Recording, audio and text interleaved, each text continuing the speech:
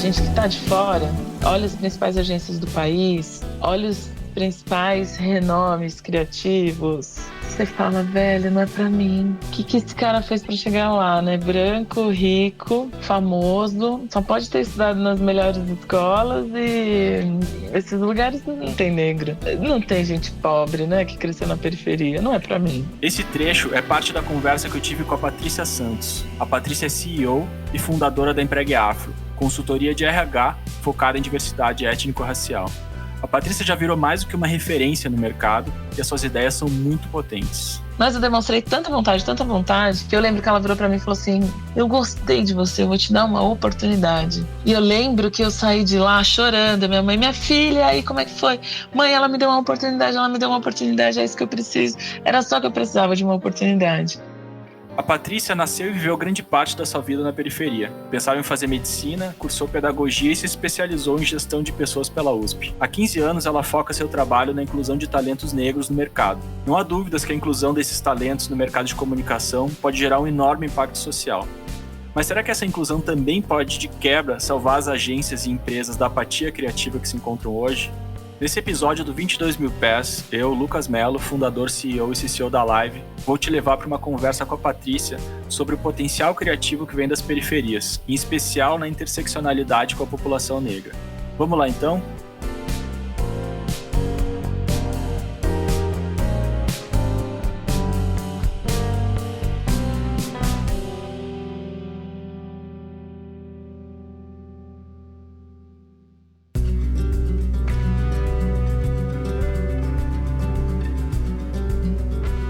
Patrícia, uma honra te ter aqui no 22 Mil Pés. Ai, gente, imagina, obrigada. Obrigada, Lucas. É muito bom poder falar, compartilhar, enfim, dividir com vocês um pouquinho da minha vivência, da minha experiência. Obrigada. Eu estou abordando bastante diferentes temas das transformações que estão acontecendo no mercado de comunicação.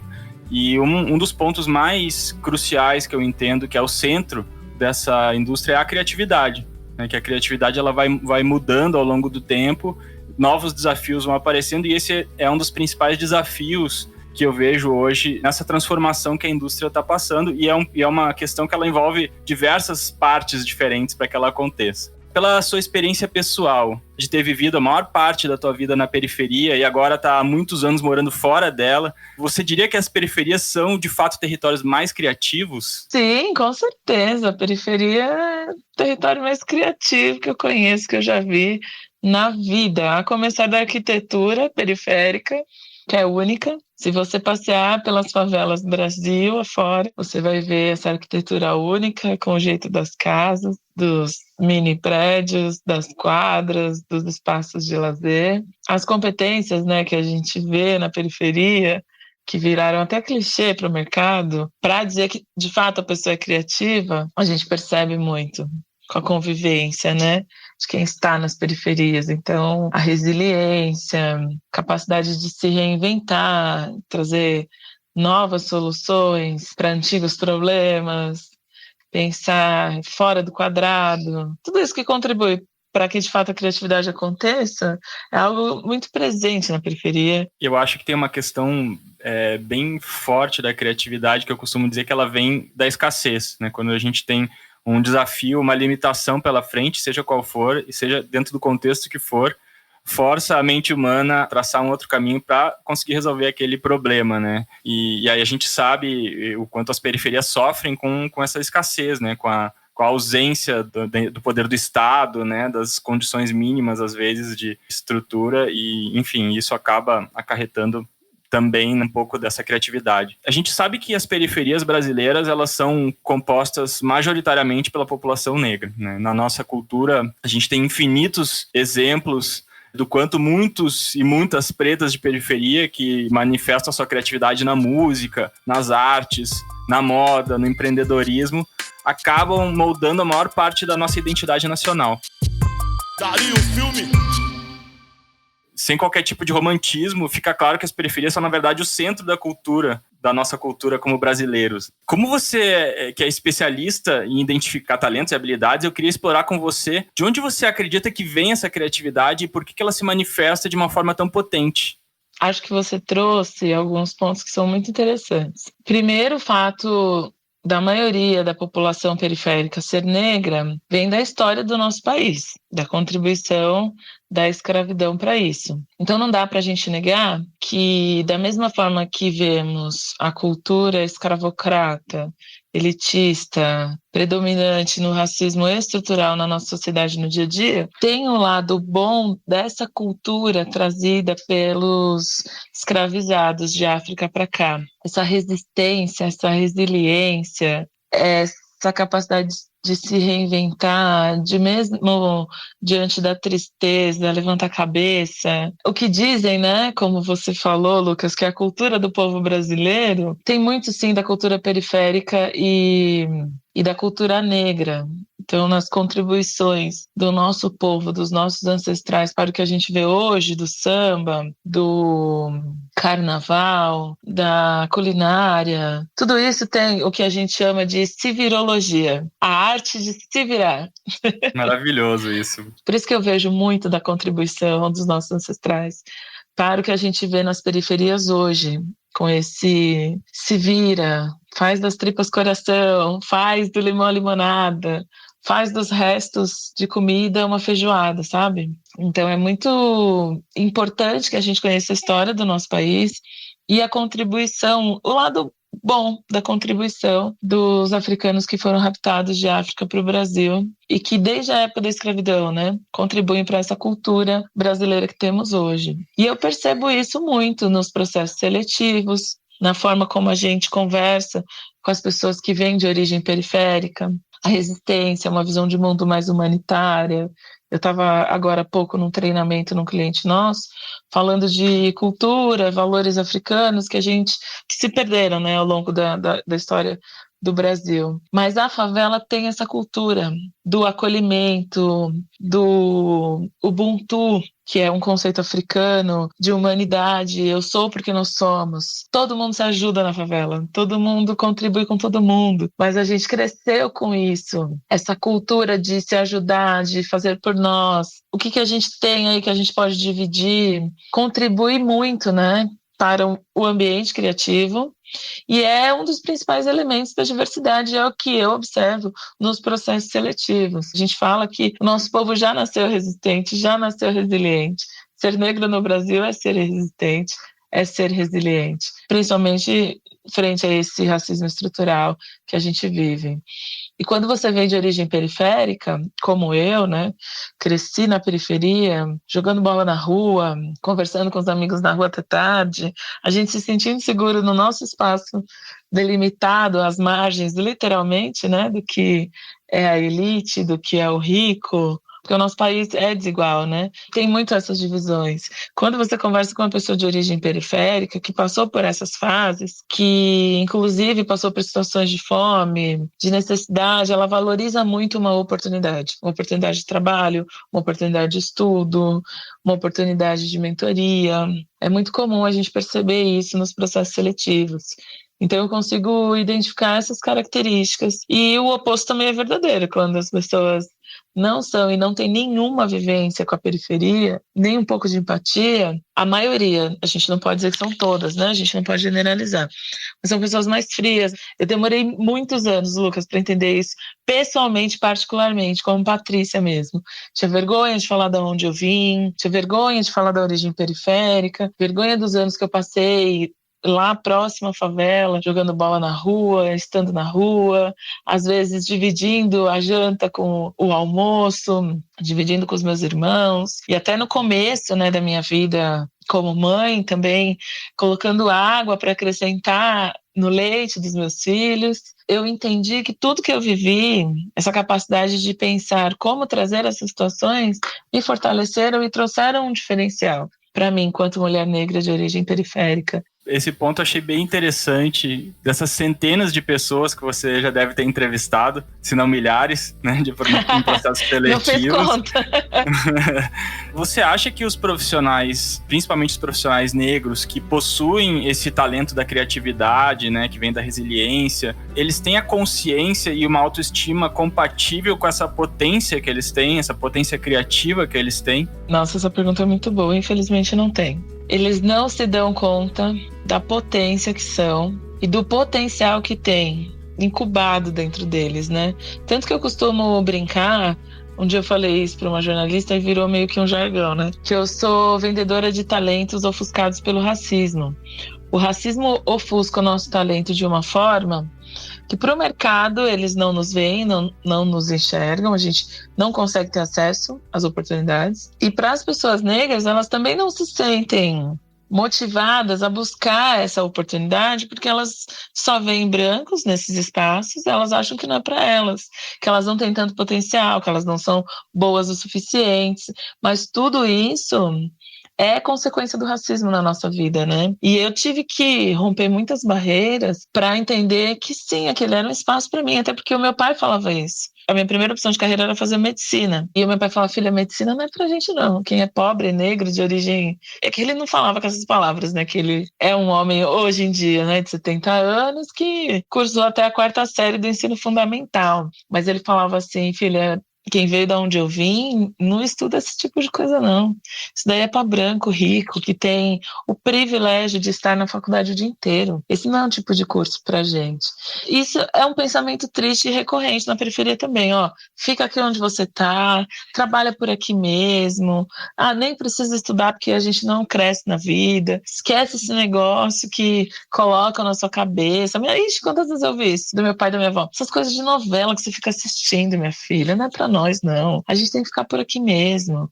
Tanto que eu fui a primeira das minhas primas a fazer faculdade. Então, eu não sei, Lucas, eu acho que a gente está falando de 2 interseccionalidades aqui que são importantes, né? A periferia e o racismo.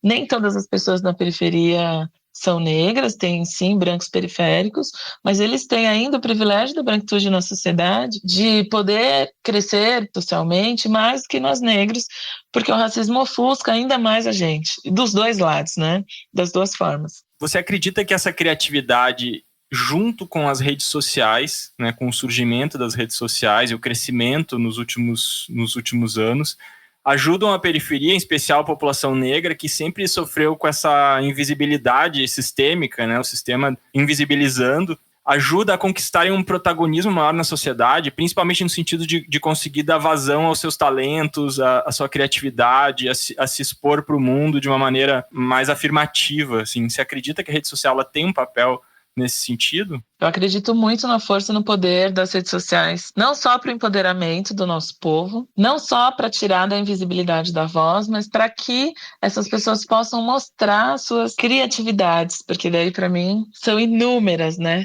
Se você observar o mercado da comunicação nos últimos anos, o crescimento das blogueiras negras cuidando do próprio cabelo, e aí elas viraram youtubers, e aí elas viraram influencers, porque elas estão no Instagram, elas estão no YouTube, elas estão no Facebook, mostrando como que cuida do cabelo, e a indústria dos cosméticos entendeu que isso era um potencial e foi aprimorando as receitas caseiras que elas tinham, que elas filmavam em casa, dentro do banheiro, com o celular. Foi levando isso, né, para a indústria, produzindo produtos e cada vez mais cremes, shampoos adequados ao nosso tipo de cacho. Essa foi uma revolução que aconteceu nos últimos anos, graças às redes sociais, nos últimos 8, 10 anos talvez. E é através dessa voz, dessa presença negra nas redes sociais que a gente consegue pressionar as marcas. É por isso que o movimento Black Lives Matter, Vidas Negras Importam, ganhou tanta força aqui no Brasil. Porque nós temos 56% da população que se autodeclara negra no Brasil e mais de 70% das pessoas que se dizem negras estão na periferia, né, que se dizem periféricas, e que representam 60% das pessoas que estão nas redes sociais, de acordo com o IBGE em 2015. Então não dá para negar que os números comprovam, sim, a nossa força.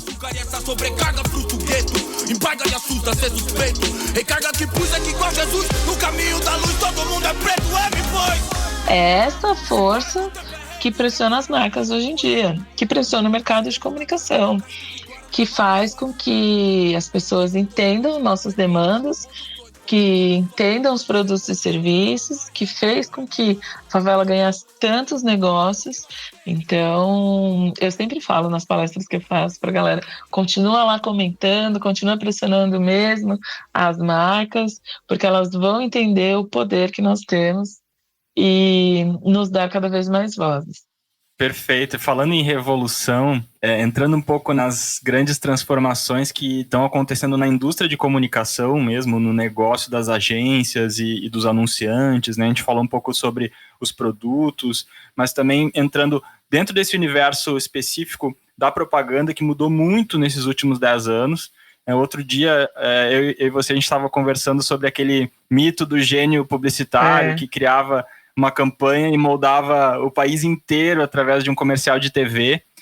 E isso se diluiu completamente, enquanto cresce o número de pessoas até então desconhecidas, que criam e produzem vídeos, criam canais, memes, e impactam milhões de pessoas, milhões e milhões de pessoas. E as agências, elas precisam urgentemente assimilar essa nova criatividade, e esse novo jeito de produzir conteúdo também, que é uma produção muito mais viva, muito mais rápida, ágil, barata, né? E no meu ponto de vista, esse é um dos principais desafios da nossa indústria. Você acredita que incluir esses criadores da periferia dentro dos departamentos criativos das agências pode ser uma das soluções para esse desafio do negócio da propaganda? E se sim, qual que você acha que é a principal barreira para isso acontecer? Sim, eu sou total defensora da inclusão.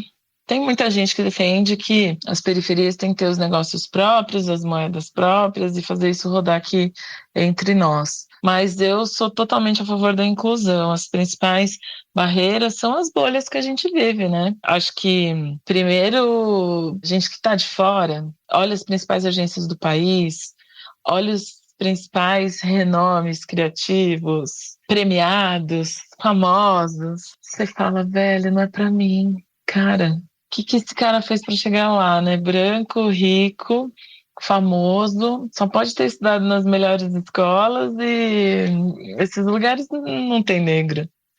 Não tem gente pobre, né, que cresceu na periferia. Não é para mim. E é um mito, porque tem muita gente, sim, de origem periférica, a maioria brancos, né?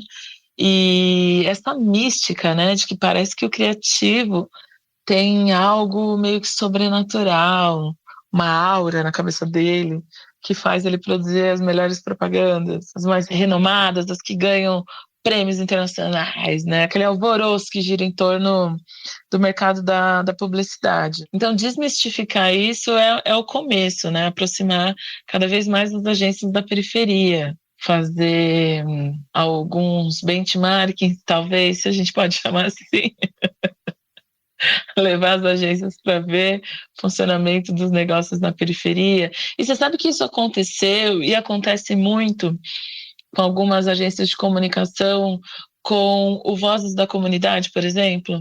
Não sei se você conhece, que é um jornal das favelas do Rio de Janeiro. Não conheço. É maravilhoso, é um jornal que circula entre as comunidades, as favelas do Rio, e de lá saíram vários talentos para as televisões, para as emissoras do Rio e aqui de São Paulo também. É muito legal a forma como eles perceberam como as notícias circulavam entre eles, com rádio comunitária e jornalzinho impresso mesmo, sabe? Que eles mesmo imprimiam do jeito deles e distribuíam lá entre as casas dentro da favela. E aí isso ganhou uma proporção grande e atingiu as grandes emissoras. Então, se as agências saíssem dessa bolha da branquitude, como a gente chama, né? Selecionar sempre nas universidades que eles consideram as melhores, são sempre as mesmas, né?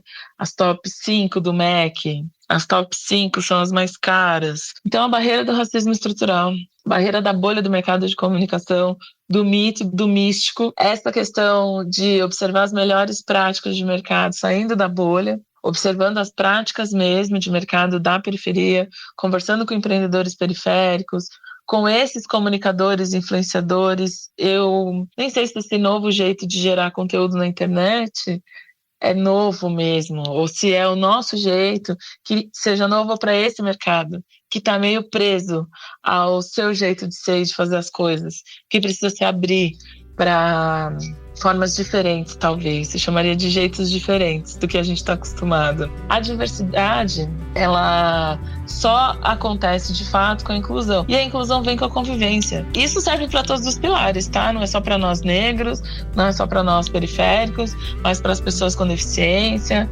para LGBTQIA+. Se você não convive, você não aprende, você não troca.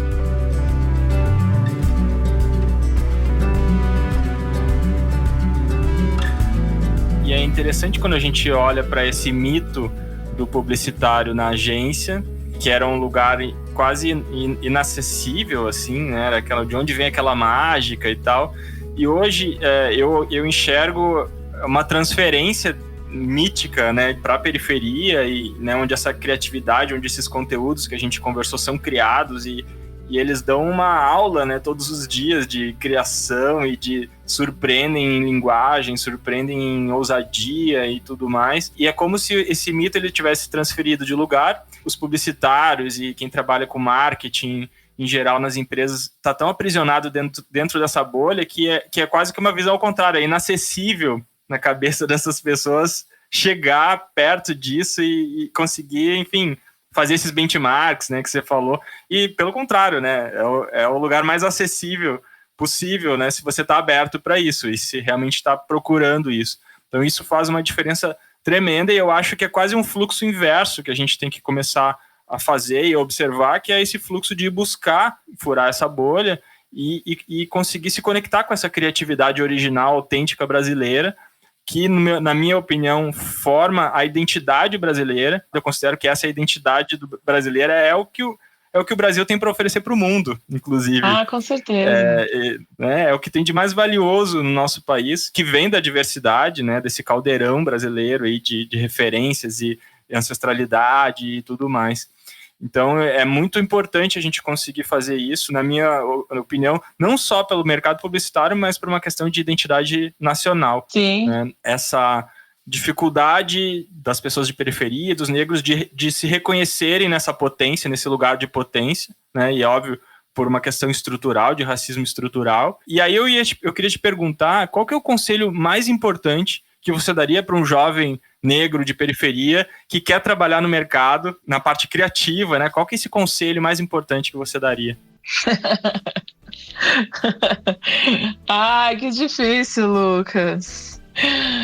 Mas, primeiro, acredite no seu coração, na sua vontade, naquilo que, de fato, faz seu coração bater. Se o seu sonho é ser um desses criativos, dê a cara a tapa. Como diz na periferia, coloca a cara no sol. Vai mostrar a sua vontade. Corra atrás. Mais do que você faz. Seja visto, sabe? Seja notado por essas pessoas, assim. Como que eu faço isso? Observa as agências, o lugar onde você quer trabalhar, as propagandas que são produzidas, quem são as agências que fazem. Manda e-mail, conta a sua história. Fala, olha, meu sonho é trabalhar num lugar como esse. Queria uma oportunidade. Duvido, Lucas, que tem uma pessoa que ouve uma frase assim, eu quero uma oportunidade, que ela não vai balançar com você. Primeiro processo seletivo que eu fiz para estágio, né, na área de RH, eu lembro que só tinha pessoas brancas na recepção quando eu cheguei. E aí já achei meio esquisito, né? E tinha dinâmica de grupo, eu falei, tem que me destacar aqui. 15, 20 pessoas numa sala e só eu tenho que me destacar. Então eu fui usar o que eu tenho de melhor. Mostrei minha simpatia, mostrei vontade, aí passei para a segunda etapa, entrevista individual. Tudo que a minha gestora perguntava, eu falava. Fiz um embromation, como a gente brinca. Algumas coisas enrolei ela um pouco, porque eu não sabia exatamente o que ela estava perguntando. Mas eu demonstrei tanta vontade, que eu lembro que ela virou para mim e falou assim, eu gostei de você, eu vou te dar uma oportunidade. E eu lembro que eu saí de lá chorando, minha mãe, minha filha, aí como é que foi? Mãe, ela me deu uma oportunidade, é isso que eu preciso. Era só que eu precisava de uma oportunidade. Então demonstre que você quer essa oportunidade, porque isso sim muda vidas. Incrível, conselho maravilhoso. E eu queria adicionar, daí do lado das agências, eu acho incrível essa coisa de mandar um e-mail, de se jogar mesmo, e de falar que tá afim, pedir, eu acho que isso é incrível. E eu ia adicionar que, assim, esses projetos pessoais de conteúdo, algum vídeo que você produziu pro Instagram, algum meme que você criou e mandou para os amigos, tudo isso conta. Conta, né? Então, mais do que nunca, eu acho que você tem que se preocupar em mostrar a sua potência criativa através dessas manifestações mais genuínas e não pensar que precisa passar por toda essa coisa mais técnica da publicidade, né, de como fazer uma peça X ou Y. Isso se aprende depois. Mas essa parte da criatividade genuína, autêntica, se você tiver coisas para mostrar, não tenha vergonha. Coloca a cara no sol, porque isso vale a pena, assim, isso conquista. Eu acho que esse é o mito que o publicitário que está lá dentro da sua bolha vai olhar e vai dizer, olha, isso aqui é diferente de tudo que eu sei fazer. Porque eles não sabem fazer isso que você sabe fazer. E aí, eu queria fazer aí uma pergunta pro outro lado do balcão, que é assim, como que você, Patrícia, e a Empregue Afro podem ajudar esses líderes das agências e das empresas a recrutarem esses talentos? Sim, eu sempre falo, entender o que você busca de perfil profissional, fazer as entrevistas com as pessoas para entender de fato se elas conseguem performar ou se elas continuam vivendo a exclusão depois que elas são contratadas, o que é muito comum e muita gente relata isso para a gente. Então, eu sempre faço esse apelo para as agências de comunicação, de publicidade, de marketing. Antes de ajudar o seu cliente a produzir uma campanha diversa para fora, faça a lição de casa, olhe para dentro, pense em treinamentos, em recrutamento e seleção especializado e a permanência dessas pessoas, e é isso que a Empregue Afro faz, Lucas. Muito bom, Patrícia. Parabéns aí pelo teu trabalho, pelo que a Empregue Afro tem feito. Já tem quantos anos já de Empregue Afro? Gente, a Empregue Afro tem 15 anos, mas quando eu criei a Empregue Afro, eu fui pioneira em dizer para as empresas a importância de contratar profissionais negros. Eu era chamada de louca, né? Você é louca. Não tem nada a ver esse negócio de contratar profissionais negros, gente, mas tem uma conta que está errada. Nós somos a maioria da população e nós não estamos nas empresas.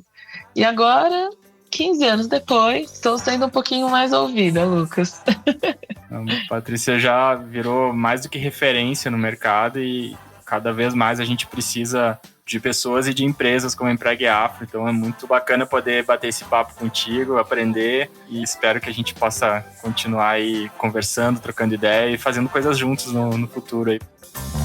Sara, Sara, Sara, cura dessa doença. Sara, Sara, Sara, cura dessa doença de branco. Muito bacana bater esse papo com a Patrícia, e de louca ela não tem nada, muito pelo contrário. A narrativa simplista da mídia sobre as periferias, né, como esses territórios de medo e carência, aos poucos começa a ser transformada por iniciativas de pessoas como ela, mostrando para o mundo o seu grande potencial. E a Empregue Afro é uma parceira estratégica para conectar empresas a esses talentos. Ainda sobre esse tema, eu gostaria de recomendar o episódio que fala sobre diversidade do podcast Job pra Ontem, feita pelo More Girls. E também recomendo especialmente para as agências de propaganda o projeto Perifa Lions, do qual a Live é uma das apoiadoras. Esse é o 22 Mil Pés, que está disponível na sua plataforma preferida de podcast. Assim como os Condors dos Andes, que voam até uma altitude de 22 mil pés, fonte de inspiração para o nome desse programa, a cada novo episódio você vai experimentar formas de ampliar a sua visão para compreender as principais transformações que estão acontecendo no mundo do marketing e da comunicação. Até o próximo episódio.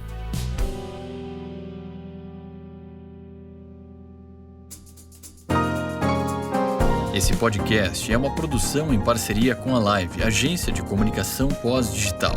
Para seguir a Live no Instagram, é só acessar @LiveTheAgency. 22 Mil Pés é mais uma produção Audioria.